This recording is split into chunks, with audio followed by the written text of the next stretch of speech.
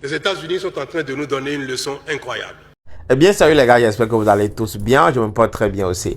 Nous avons une nouvelle vidéo dans laquelle notre président de la République béninoise, M. Patrice Talon, prend l'exemple sur les États-Unis en donnant une leçon très motivée, une leçon très intéressante aux États de notre Afrique de l'Ouest plus particulièrement. Nous allons l'écouter et vous allez apprécier. Abonnez-vous, activez la cloche de notification, c'est important pour plus de vidéos d'actualité. Les États-Unis sont en train de nous donner une leçon incroyable. On observe le pays le plus puissant du monde, économiquement le plus puissant, qui est en train de défendre ses intérêts au centime près, au mépris de la coopération internationale. Cette déclaration, à la limite de guerre commerciale, que les États-Unis ont déclarée au monde entier, est une façon de nous réveiller. À la limite, nous devrions saluer le président Trump pour ce coup de fouet qu'il nous donne. J'ai envoyé la semaine, il y a quelques jours, au ministre des Finances porter un message au président Tinubu pour la préparation de ce sommet. Et j'ai prié donc le grand frère Tinubu d'accepter que le Bénin et le Nigeria soient les pionniers du passage à un nouveau palier en termes d'intégration. Nous sommes de la CEDEAO. Nous avons des textes extraordinaires concernant l'économie, concernant l'intégration, mais on n'a pas beaucoup bougé. Donc j'ai demandé au président Tinubu que le Bénin était prêt pour être un pionnier avec le Nigeria, pour passer une étape réelle, concrète d'une intégration économique. Pour finir, je voudrais dire et vous prendre à témoin, prendre toute la salle à témoin, prendre les citoyens du Nigeria, du Bénin à témoin, que le président Tinubu et moi, nous sommes d'accord pour que le Bénin et le Nigeria intègrent leur économie de manière effective. Nous sommes d'accord. Nous avons donné les consignes qu'il faut à nos divers collaborateurs. Et maintenant, je veux interpeller mes ministres, y compris celui qui est en train de faire la traduction. Celle qui est assise, mon ministre du Commerce, ceux qui sont dans la salle. J'interpelle les ministres du président Tinubu qui sont derrière lui, la ministre du Commerce tout à l'heure qui est passée, pour que notre volonté, notre instruction d'aller plus loin dans notre intégration soit une réalité, et c'est désormais de leur responsabilité.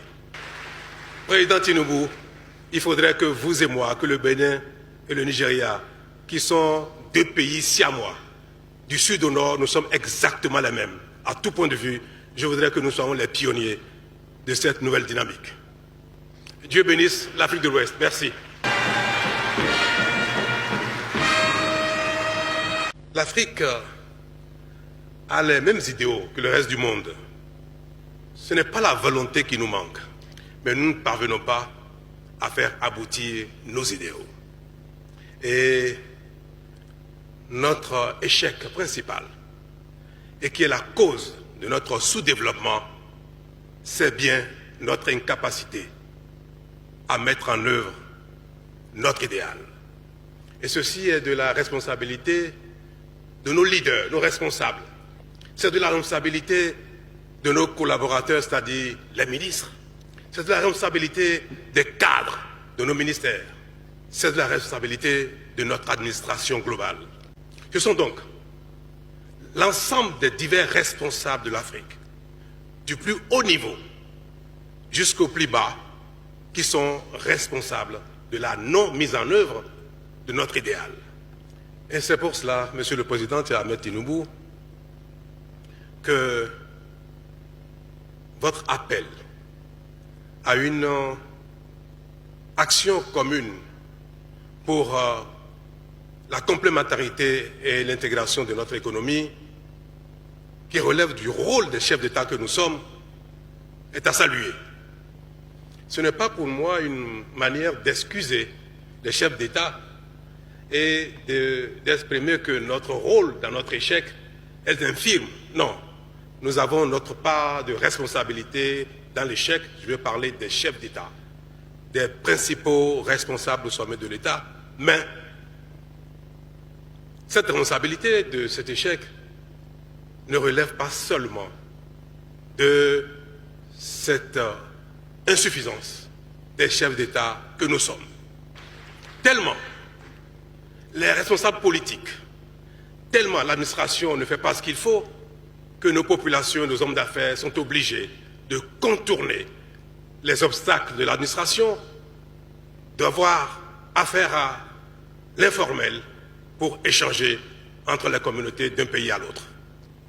Quand on observe les efforts que font nos communautés pour donner un contenu réel à l'intégration et en contournant ainsi l'administration, en étant dans l'informel, nous devrons, mes chers présidents, chers collègues, mes chers grands frères, nous devrons, chers ministres, chers responsables de l'administration, prendre un nouveau départ pour sortir l'Afrique de la pauvreté en passant par l'intégration effective. Le monde entier, notamment les pays développés, les autres régions du monde, sont rentrés dans une phase de défiance de la coopération internationale. La coopération internationale n'est plus aujourd'hui un idéal universel. L'aide internationale n'existe plus et n'existera plus.